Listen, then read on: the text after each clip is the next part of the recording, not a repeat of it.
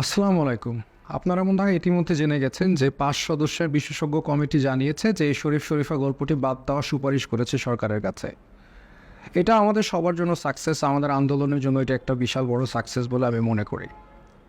দেখেন, আমি যখন এই আন্দোলনটা করি তখন আমার ৩টা অবজেক্টিভ ছিল। প্রথম অবজেক্টিভ ছিল ট্রান্সজেন্ডার যে আইন, এই কুচক্র পাশ করানোর চেষ্টা করছিল, ধোঁকা দেওয়ার চেষ্টা করছিল আমাদের রাষ্ট্রকে, সেটা রাষ্ট্রপক্ষকে জানিয়ে দেওয়া।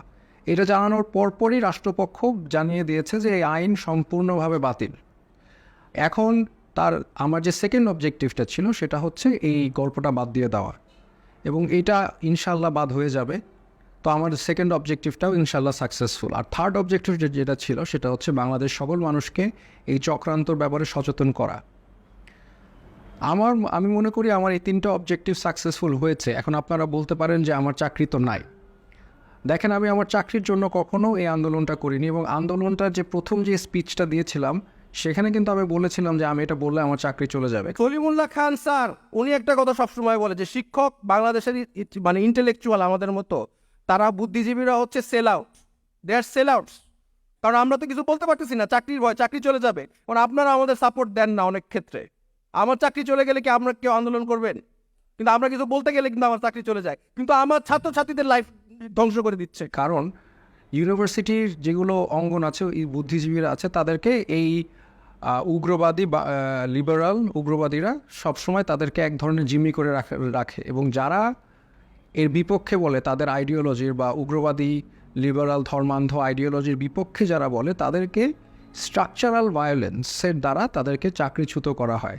তার মানে হয় আপনি আমার লাইনে কথা আমার কথা মতো চলবেন, আমার আদর্শ বাচ্চাদেরকে শিখাবেন, আদারওয়াইজ আপনার চাকরি চলে যাবে। এটা কিন্তু আমি ফার্স্টেই বলেছি আমার চলে যাবে, এবং তাই হয়েছে।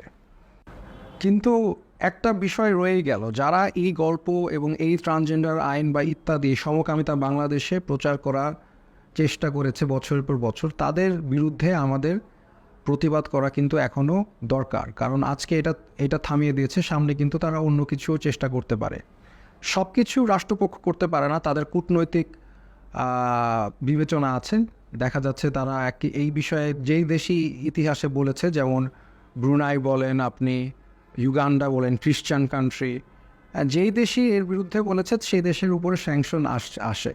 তো কাজে যে কোনো সরকারই বিষয়ে বেশি কিছু বলতে পারে না। কিন্তু আমরা কিন্তু সরকার না, আমরা কিন্তু জনগণ। আমাদের কিন্তু এদের বিরুদ্ধে প্রতিবাদ করার স্কোপ আছে। তাই আমি মনে করি আমাদের সকলে আরও অ্যাক্টিভ হওয়া উচিত এবং অ্যাক্টিভ হওয়া দরকার, যাতে সামনে আমরা কিছু এদের বিরুদ্ধে তীব্র প্রতিবাদ করতে পারি।